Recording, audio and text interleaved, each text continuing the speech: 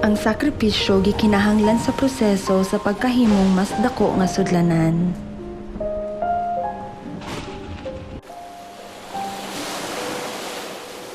Ang Dios naghatag kanato og panahon sa pag-antos, aron sa paghatag kanato og dagkong mga panalangin sa katapusan.